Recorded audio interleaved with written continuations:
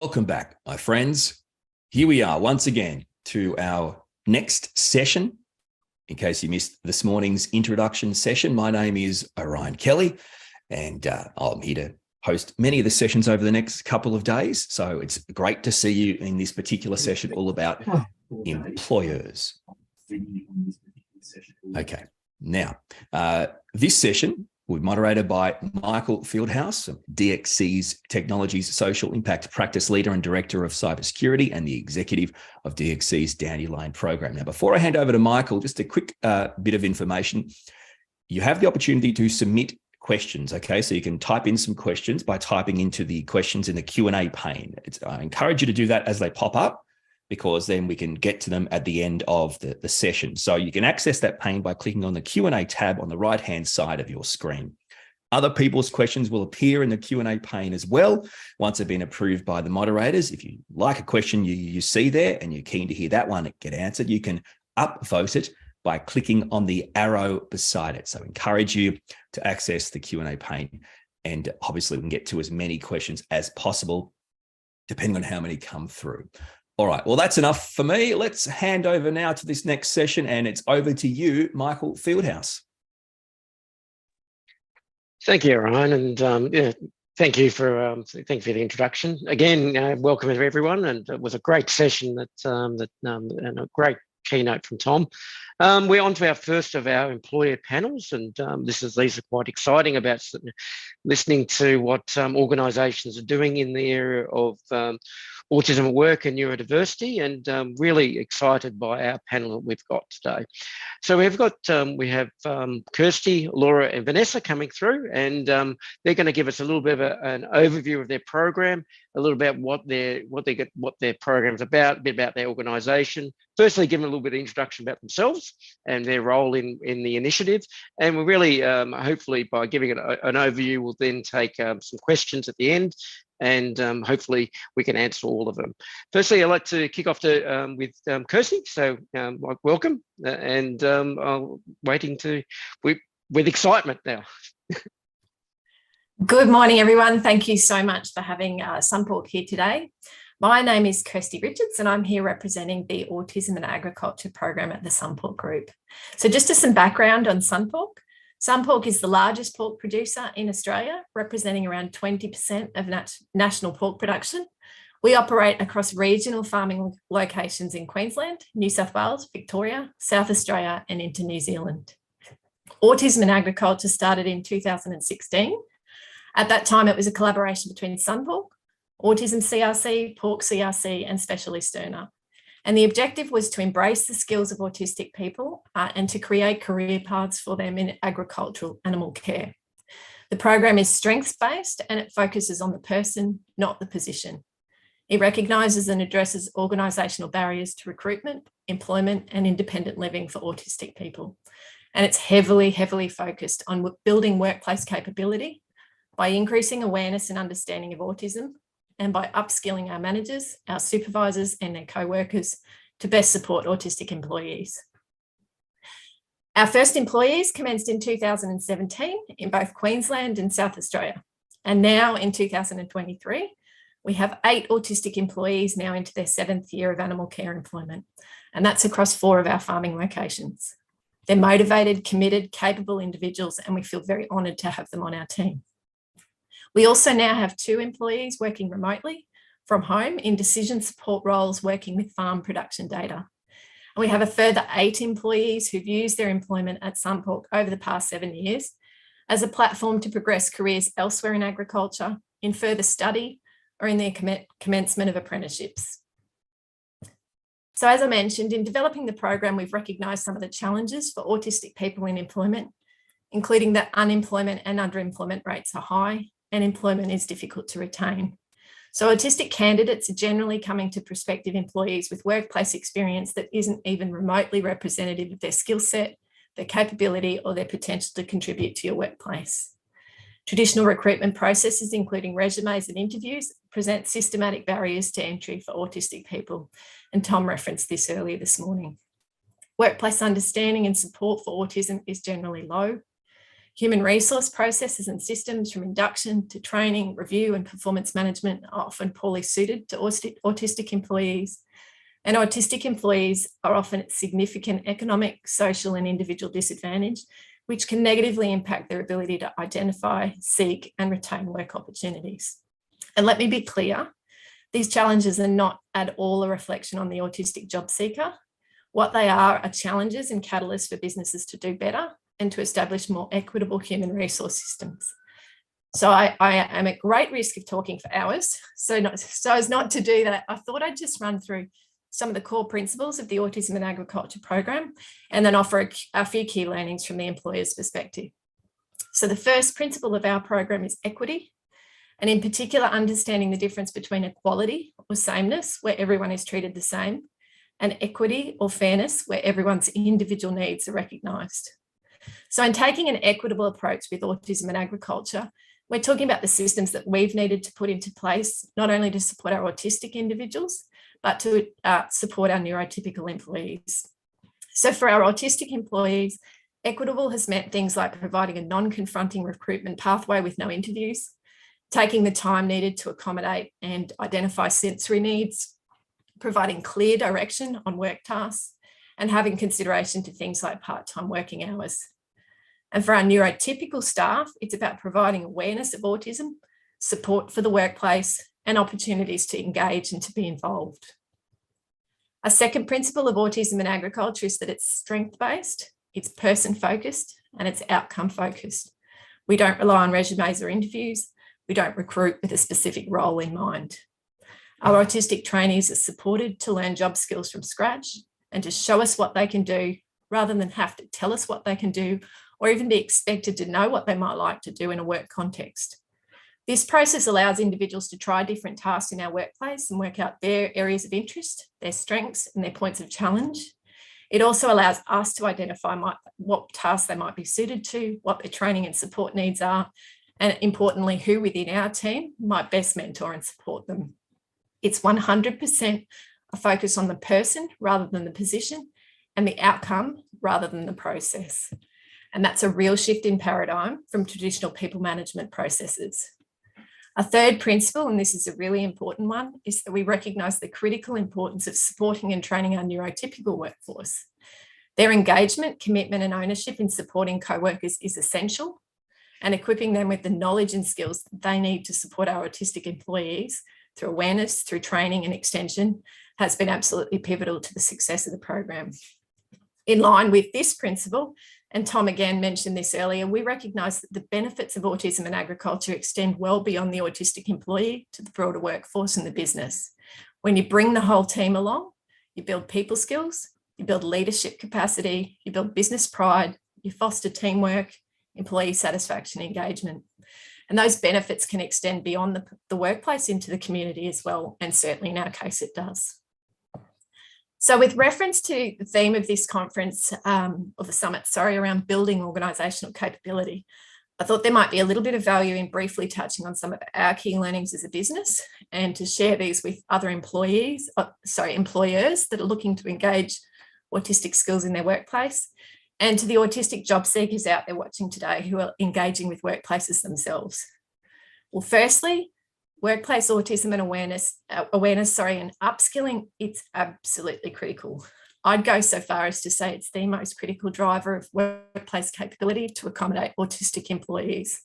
Your workplace needs to be a safe place for autistic employees to come to work as themselves and to know that they'll be accepted, valued for who they are, and to Tom's presentation earlier, that they'll be supported and not directed. You have to be prepared to step back from traditional human resource processes, many of which present barriers to autistic employment.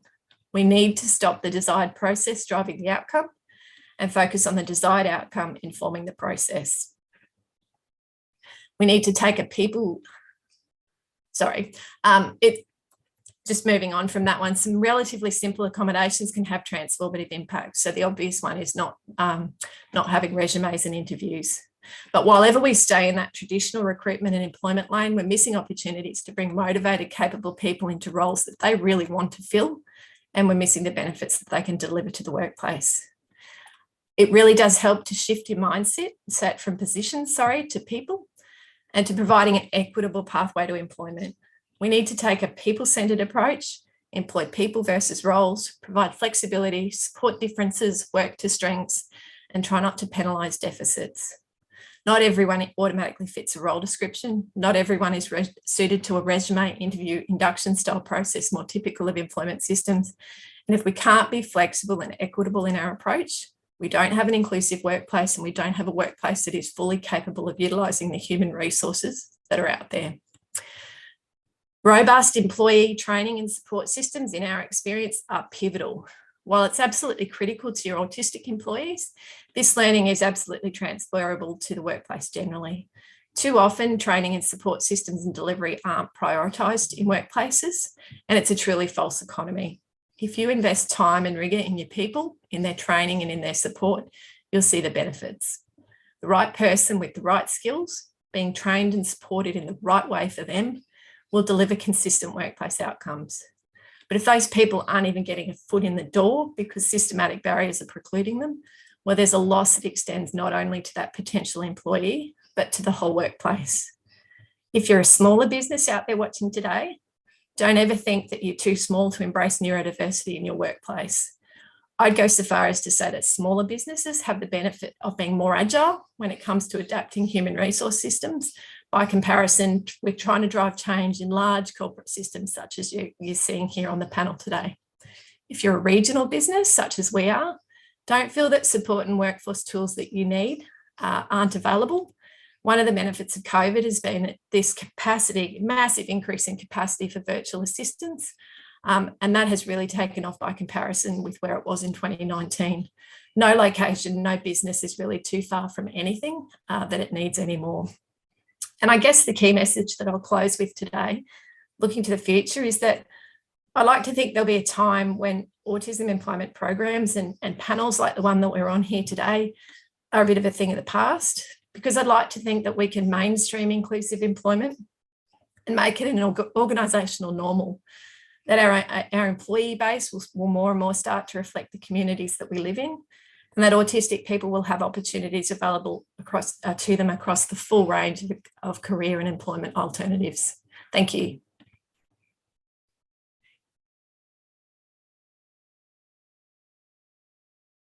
Yeah, thank you, Kirsty. Laura, do you want to kick off and give us a little bit of overview of your program? Yeah, absolutely. Thank you, Michael. And really amazing to hear from you, Kirsty, as well. So thank you for everything that you just shared. Hi, everyone. I am Laura Grant. I use pronouns she and her. I seem to have a bit of a raspy voice today, unfortunately. I have ADHD, so my number one challenge for this session is not to talk for too long or to get too distracted throughout the session. So I work at EY, which is a global professional services organisation, and I lead our diversity, equity and inclusiveness talent attraction and acquisition team. I also lead our neurodiversity strategy currently and a number of key projects that are related to our accessibility and inclusion plan. So globally, EY has been actively involved in neurodiversity hiring initiatives since 2016 with the launch of what was the first neurodiverse Centre of Excellence. But here, closer to home, EY Australia, we really commenced our journey in early 2021 with the launch of our pilot autism employment program, Switched On. And that was an incredible opportunity for us to partner with the University of Sydney's Brain and Mind Centre on some first of its kind Australian research into the impact of supported workplace programs for autistic adults. So we had 12 participants that joined us across 3 different intakes for a period of 12 weeks each. We had multiple support mechanisms in place and a real focus on supporting mental health as well. and of course making workplace adjustments for those that needed it.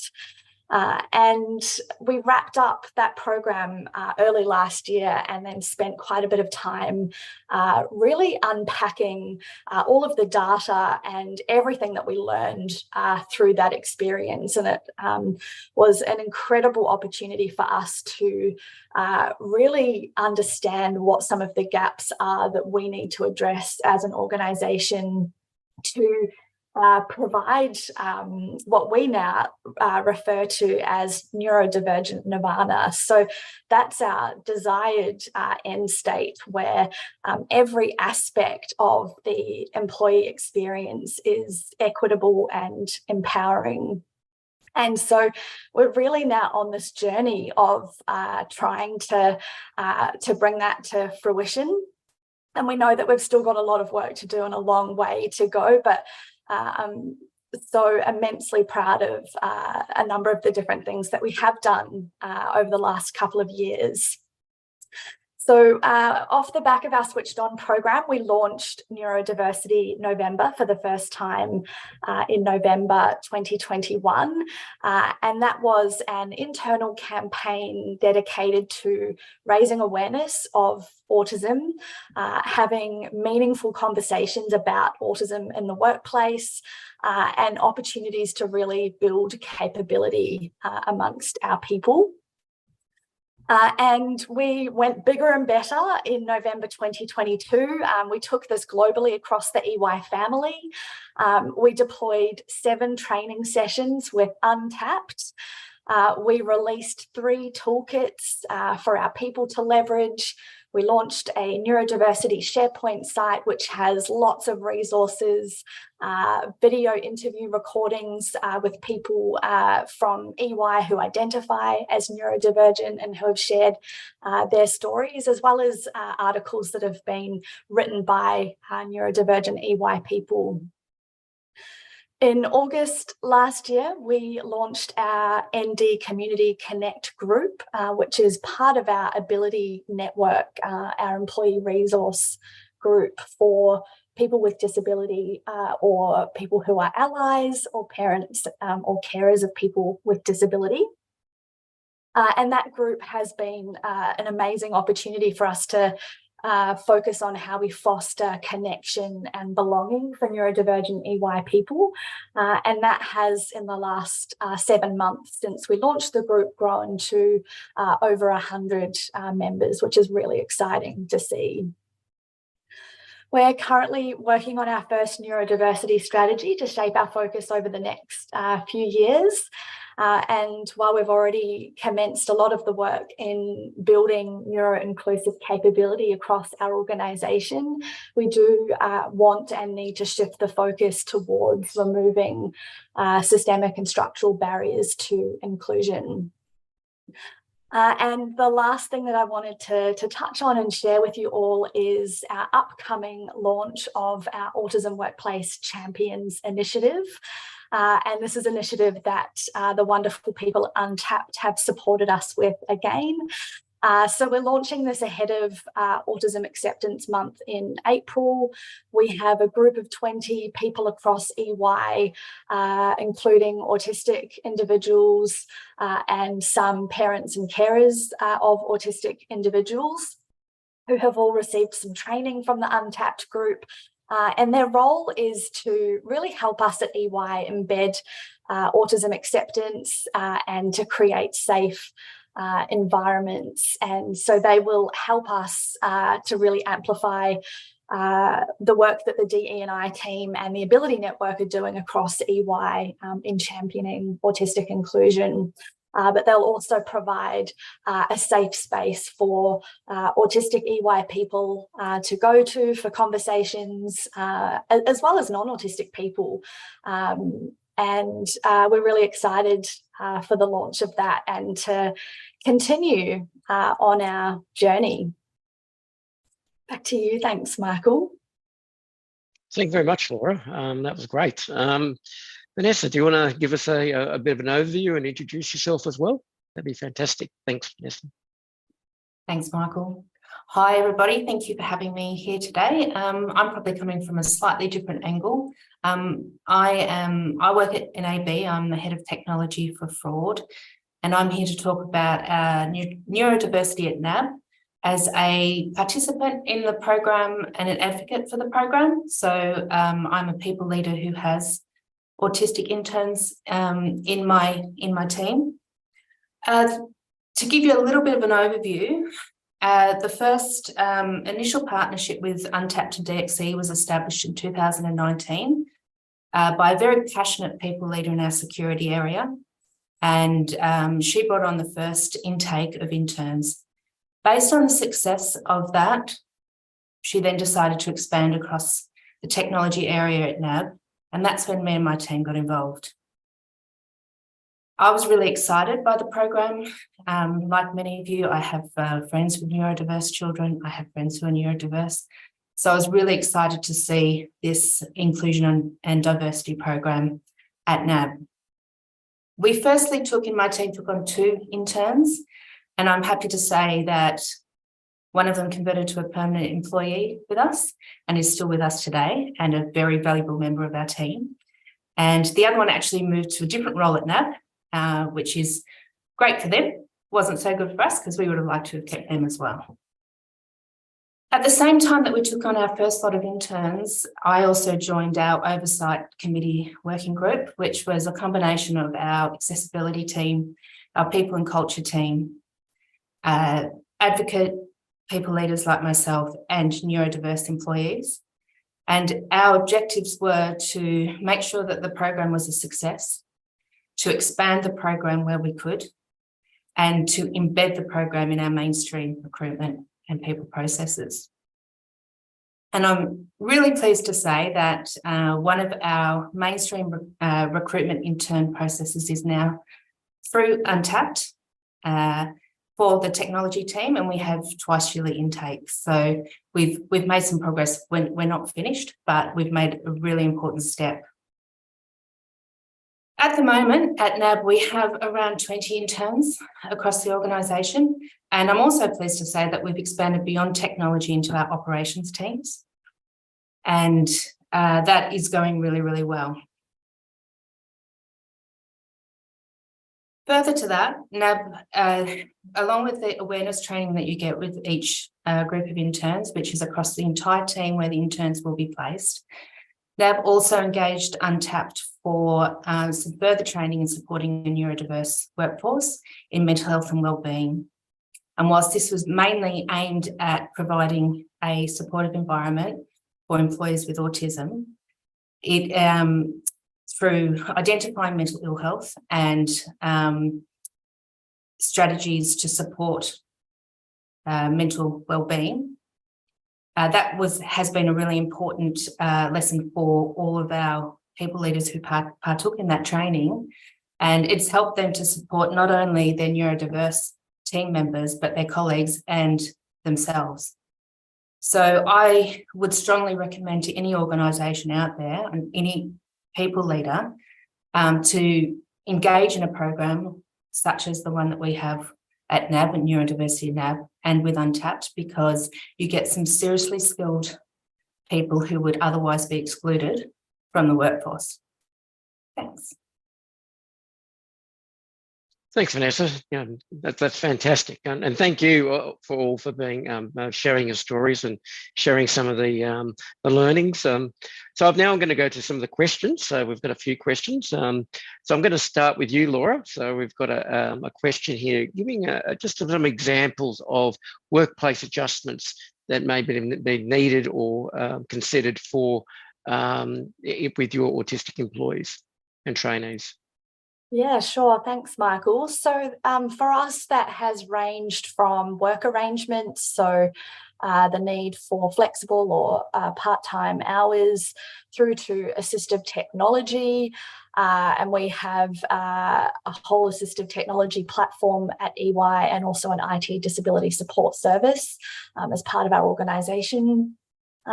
Through to having an assigned desk. So EY is actually a hot desking environment, but we can absolutely provide a fixed desk in a location that suits the individual.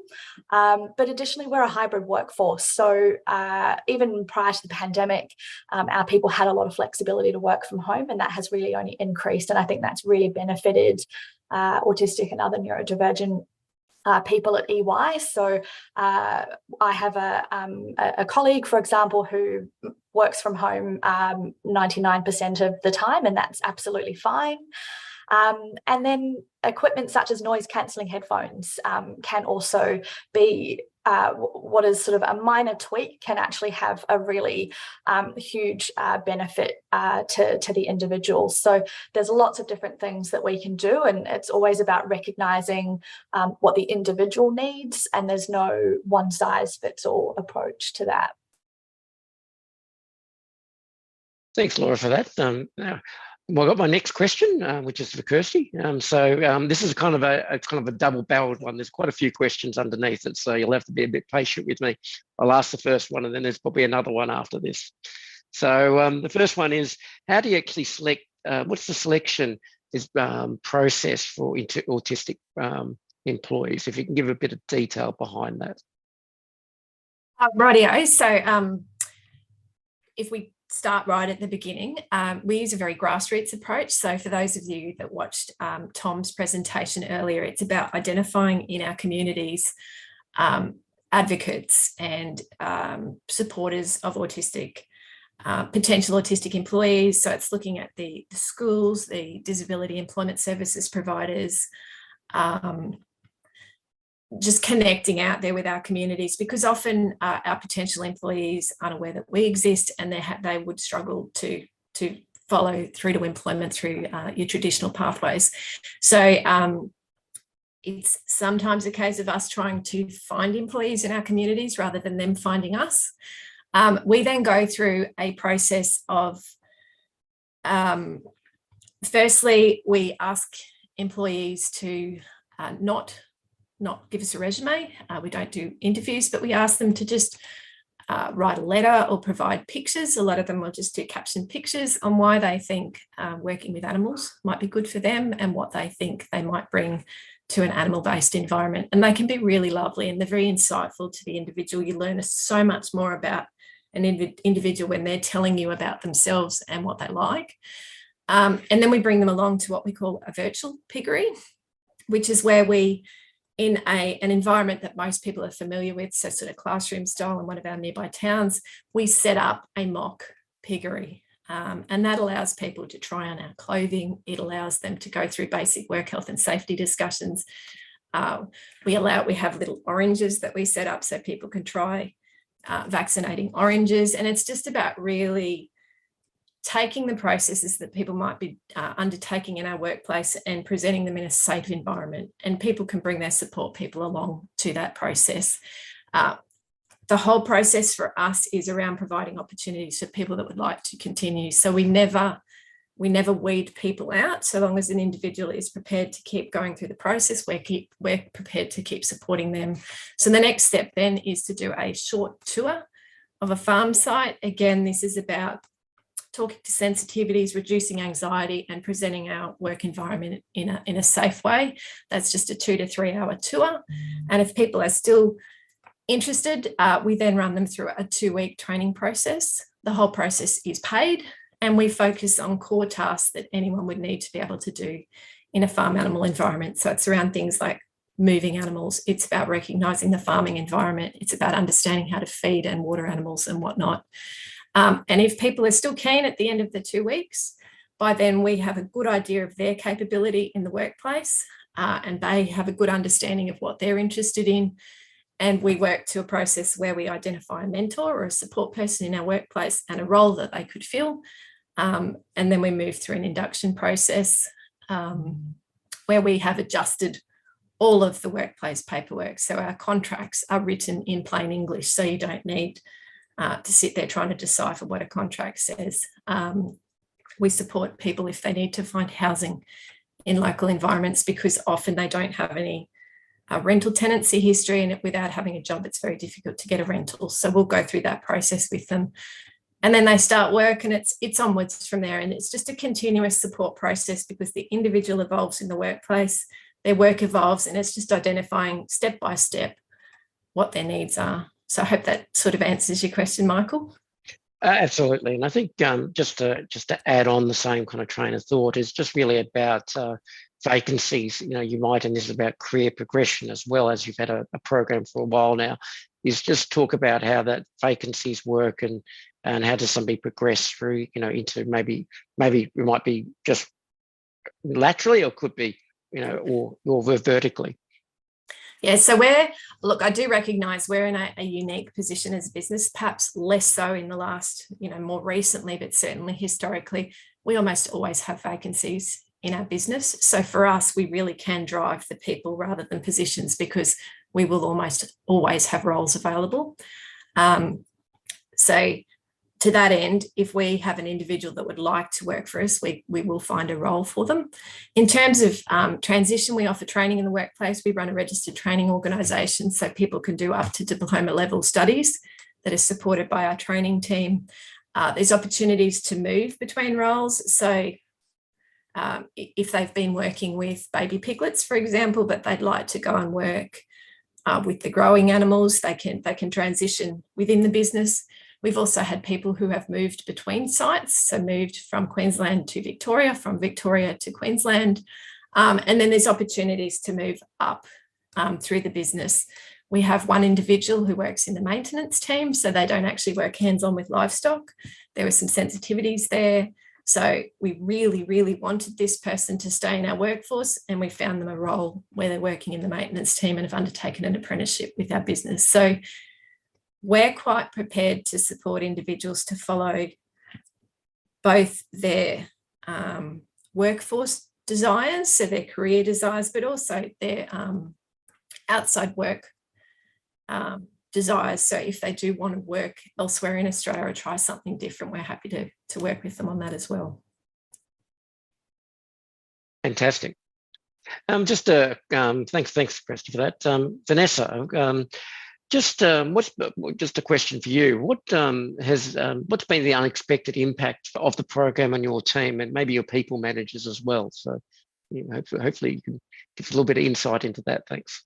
Yeah, Kirsty actually touched on it earlier, but I think what Untapped and Neurodiversity at NAB do really well in terms of diversity inclusion is the inclusion piece. So it's all very well to have your neurodiverse interns, but making sure that they're included and supported is really, really important. And that's what we achieve through this program, through training, through workplace adjustments, etc. And I think because we have the entire team trained as well, and the people leaders in autism awareness, it makes a real difference. And I actually had a people leader who was new to the role and had one of the interns in their team, and they said to me, having them in my team has helped me become a better people leader, because I've been explicitly taught to recognise difference, to accommodate difference, and even within his team, the interactions with each other changed, and engagement went up, skills went up, and the whole team benefited. And it was just, for me, an unexpected benefit from having neurodiverse team members, and one that I think is a lesson that you can't get, or learnings or development that you can't get other ways or as quickly. So yeah, it was a very pleasant outcome for us. Thanks for that, Vanessa. Got another question. No, not for yourself, Vanessa, but for Laura. Can you talk us a little bit about your ERG and how does that kind of work, the Employee Resource Group? So the question really about what kind of functions does that provide, and what kind of support does your ERG provide? Thanks, Laura. Yeah, so the broader ERG is our ability network, and so they play a role in helping to foster connection and belonging for our people, but also to raise awareness and to help advocate for change that benefits everybody. We have two amazing co-chairs of our ability network who have built up a phenomenal reputation for their level of care and the work that they do for our people. That we run a lot of campaigns, deliver training, host a number of different events. We do September every year. We sponsor the Focus on Ability Film Festival. We celebrate different days, weeks, months of significance across the organisation, and they're really instrumental in, in that activity, but also just being there for employees that are looking for, an empathetic, understanding conversation or someone to listen. So members of our Ability Network do a phenomenal job in providing that additional experience, to our people. And then our neurodiversity community group is really about that connection piece. So we have a Teams chat where we share articles with each other. We have discussions about topics. We share passion projects and special interests. We have a monthly call where anyone in the community can drop in, and it's a really informal opportunity to build relationships, to connect, to share different experiences. And I think that that's been just a really amazing thing to see. I think also just the confidence that people are gaining in terms of how they self-identify and talk about being neurodivergent and open up about their experiences in the workplace. So I think that's been a really phenomenal benefit of having that specific community group underneath the umbrella of our Ability Network. But I really encourage anyone who works at an organisation that has an ERG to really lean into that, even if it's because you're an ally rather than a person with lived experience. Allies are also so important to what we do in terms of striving for equity and belonging and inclusion. So I think, really leaning into those opportunities to connect and learn as much as possible. Yeah, thanks, Laura, for that. So I've got another question for you, Kirsty. Just really about, we were talking about the recruitment process, and how do you manage people that are, maybe deemed to be unsuitable? How do you kind of then work with them, and how does that process work? That's a really interesting one, and Tom touched on some of this earlier. It can be doubly challenging because often the employee themselves, or the potential employee, is desperately trying to make it work because they may feel that, they want to have a job so that their family doesn't have to worry about them, and so they can be independent and whatnot. So you need to be very considerate, not only of the job piece itself, but of the individual and all of these consequential considerations. So we approach it from the position that you have tried something, you have achieved something, you have gained a skill set. We provide references. We have a chat with both them and their families about areas they may be interested in, because invariably we find, and I can't remember who mentioned it earlier, whether it might have been in Tom's presentation, that most of the time they're perfectly capable in the workplace, but more often than not, we find that they just don't enjoy the work. So it's guiding them through a process where it's okay not to like a role, but you can take all the learnings from that role. And we've found in most cases that having been through that process of starting a job and having had a job, they then invariably within 3 to 6 months have found another role. So it's that, I think Laura mentioned, it's building that confidence. It's knowing that they can do a job. It's just finding the right job. And I don't know if that's answered your question, Michael, but most cases what we find is that it's not about the workplace or the work, it's that the individual actually identifies that the job is not for them. So it's supporting them to realise that that's okay. And that's part of learning and progression. And it's about, well, what's my next step? And we work very closely with them and with their families to guide them into that next step. Yeah, it's very important that helping them with the self-determination and then the self-advocacy to actually determine, where, is the role, even in the industry, is the industry right for them as well? So it's like everyone else, it's exactly that. Yeah, it's like all, as we've had our program for nearly almost going to be up nearly a decade next year, is not everyone's going to be into IT roles. If I could just add, Mike, I'm just thinking of one recent situation. We encourage our employees to be very open with the team. So if they are looking at alternative recruitment, we encourage them to be open with their managers. If they're going off for other interviews, we encourage them to be open about that. We'll support them. We'll make sure that they, if there's anything they need to know about a type of business, we'll try and research that with them. If they need a reference, it's about perhaps being a little bit more transparent in that job transition process than you might normally see with other employees. Oh, absolutely. And I do like what you were mentioning about finding the motivation behind the employee as well. I think as writing that little story about we all kind of have to be, if we all know, motivation's a big part of being engaged and being present at work. So it's that's a key thing. So be able to bring yourself to work and your motivation to that job or that role. Thanks, Kirsty, for that. I've got a question for you, Vanessa. This is really about looking about how you, just probably gazing a bit forward, how you see your neurodiversity program maybe expanding, and how does that kind of how do you see its role in NAB?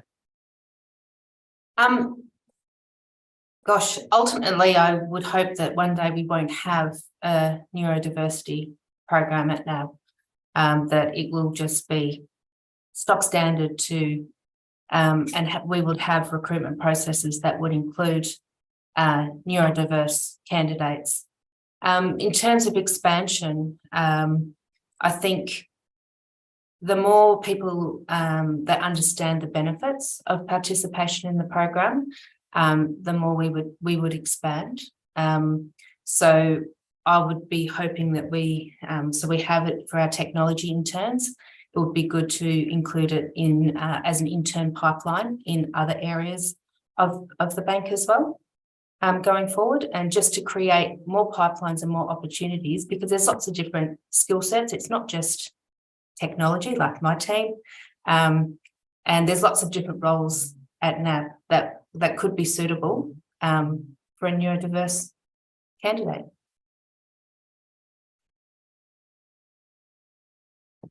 On mute talking. One of the another question for you, Vanessa, was really if people were interested in working for NAB or kind of looking at NAB as their potential employee, what's the best way of going about doing that?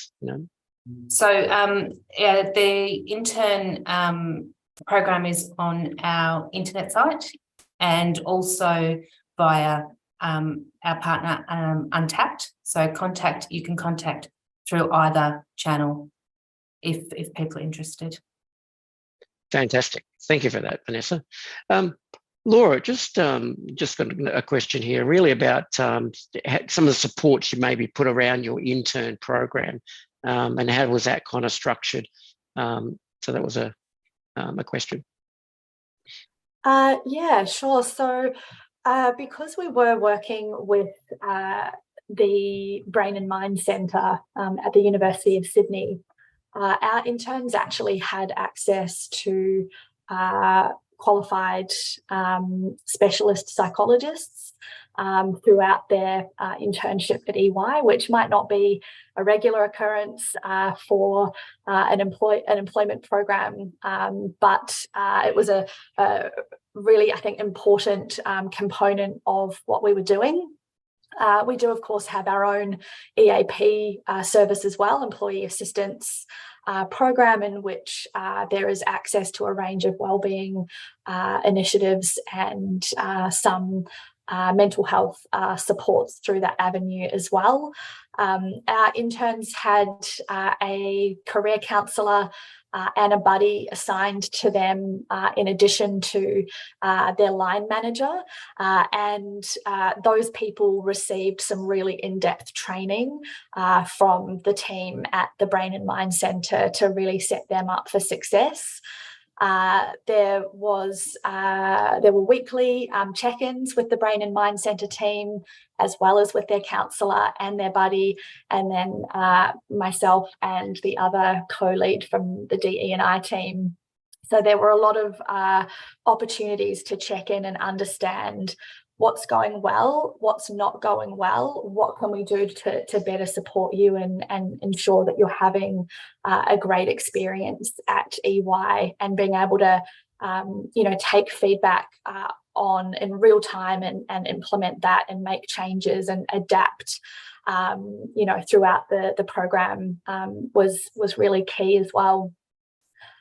Our counsellors and our buddies also actually received a lot of ongoing support throughout the program, because this was the first time that they were engaging in an employment program like this, and so we felt that it was really important that they were set up for success as well. So they also had the opportunity for weekly check-ins with the Brain and Mind Centre team and with myself and my colleague from the DE&I team to talk about how are things going? What do you feel like you're not doing a good job of? And how do we support you to be a better leader, to these interns, so that they have a really great experience with EY? We also set up an accessibility squad, which was made up of some members of our ability network who connected in with our interns and provided them with that sort of additional safe space to have, that connection and that greater sense of belonging as well. So those are just some of the examples, but I think, really, I think going the extra mile to provide the wraparound supports and structures really does help get the best out of everybody, and it helps everyone to feel that also it's okay to make mistakes. So I think for us, it was really important for our leaders to feel that it was safe for them to not know everything, and it was safe for them to, be kind of just diving into this knowing that they weren't, experts, and that they might, say the wrong thing or not communicate as effectively as they could with their intern at one point in time or another. So I think just being able to set everyone up for, success meant building that trust, fostering that level of psychological safety and trust with everybody. And I think that really had a great impact. Yeah, thanks for that, Laura. I think it really is important to, as we've kind of found out that, what kind of support you want to put into depends on a lot about, the people you're bringing in and also the outcome you want to achieve as well. So that's kind of been one of our biggest learnings. But that's fantastic. It's really good insights, and hopefully some people watching this call could take some of those and kind of implement it within their kind of either programs they've got, or when they're thinking about starting a program, they can start to take some of those learnings. In that same kind of question, or that is that, Kirsty, what do you think if you had your time again, you would have liked to have actually known? This is this kind of part where we've kind of shared a bit of things on the call, and we all wish we could go back in time. What were the things would be some of the points you maybe leave organisations and prospective employers to think about? Oh, if we had a TARDIS, Michael, hey? Yes, no, I'm thinking about the TARDIS. I'm just I think one of the key learnings for us has been how little successful employment outcomes for autistic people are about autism. So it's not about the individual, it's not about autism. It's a lot of it's around workplace culture.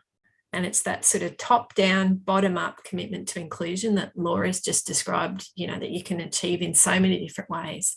And it's about providing the necessary resourcing to support it. So it can't just be a notional sort of commitment to inclusion. You actually need to have the systems and that wraparound support in place for it. So I guess it's about how much of it is around preparing the workplace and having a workplace that's set up for all different types of people, rather than it is around modifying or adjusting or changing how individual job seekers behave.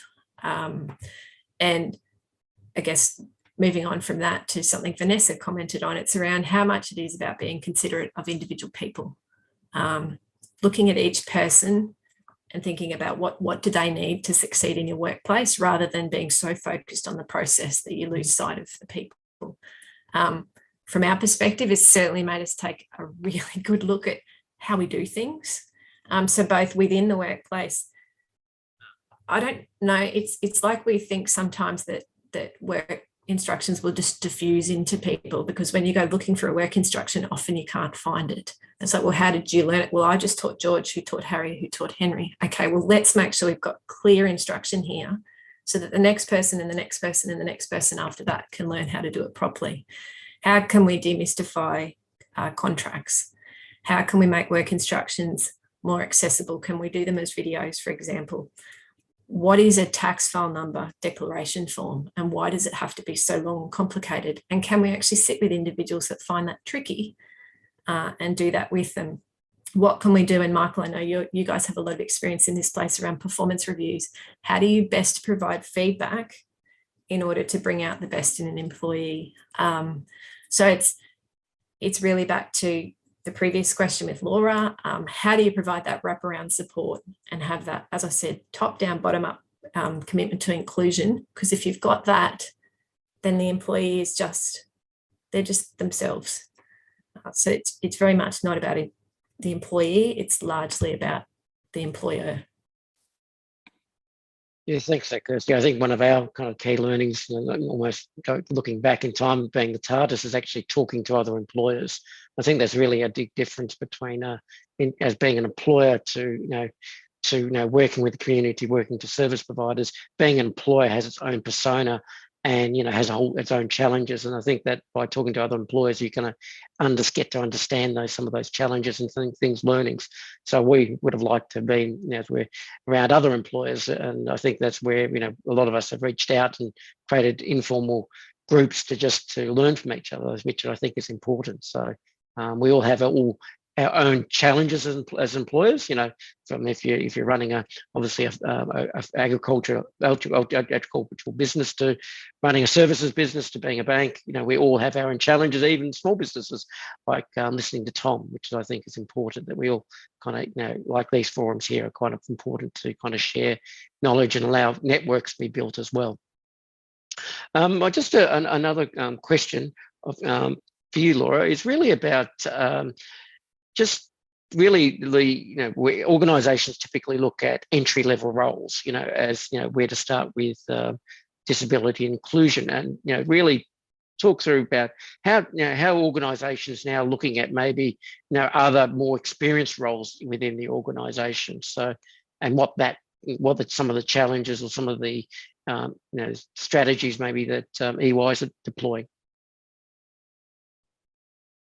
Yeah, thanks, Michael. So when we ran our Switched On program, we actually had a whole range of program participants, from high school leavers through to experienced hire candidates come through that internship program. So we got to experience a whole kind of gamut of levels of experience in the workforce, which was really eye-opening in terms of the different, needs and experiences of those individuals as well. But I think for us at EY, diversity, equity and inclusiveness is very much a part of the fabric of our organisation.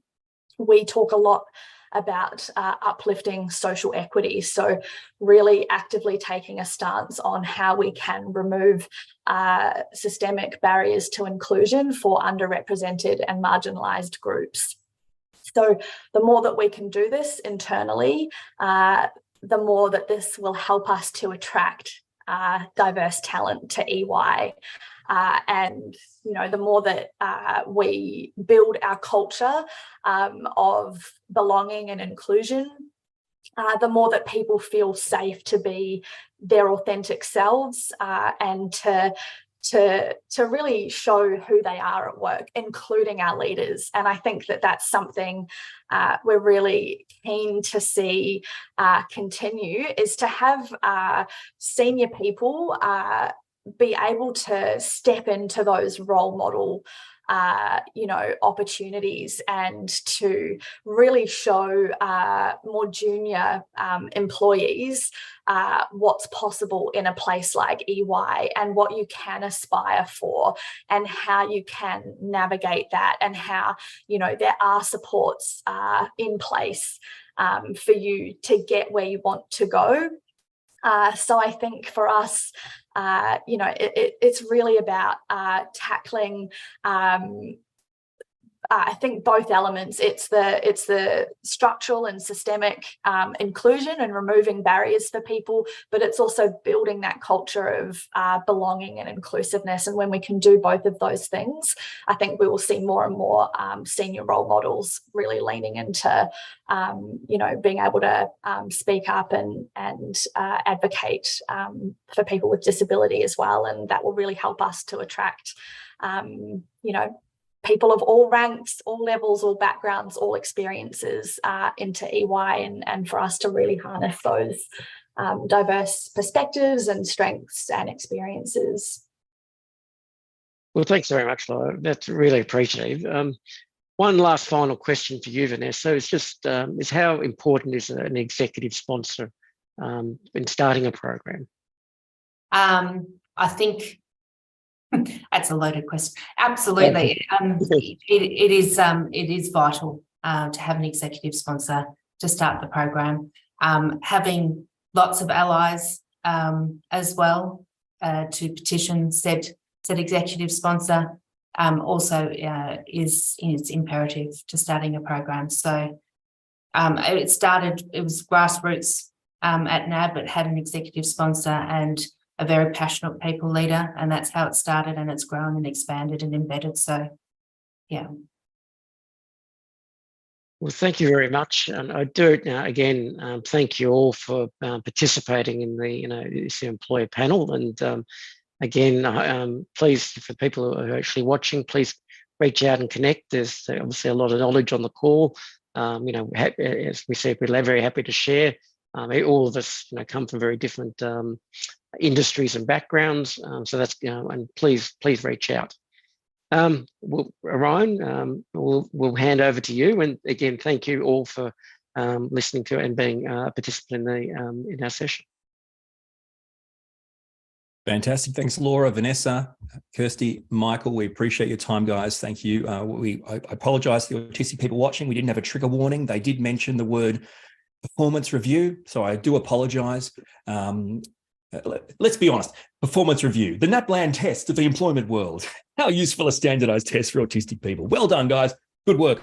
But, the Senate report released just last year, done in modern day Australia, autistic people 8 times more likely to be unemployed, than any other peer. So, wow, a lot of work to be done, my friends. That's why we're here, to do the best we can to push through and to get some great work and insights into employment for autistic people. Now, we are going to get to the other side in just a moment, the employee side. But before we do head off for a quick break, don't forget to complete the session feedback form. You can access that via the tab on the right.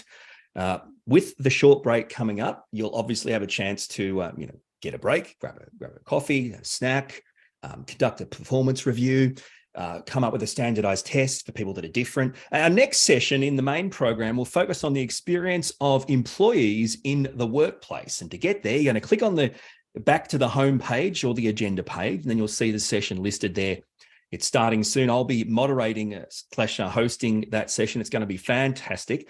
When you're ready to be a part of it, you can just click on that and it'll take you to the next session starting at 11:15 in 15 minutes. So I will see you then.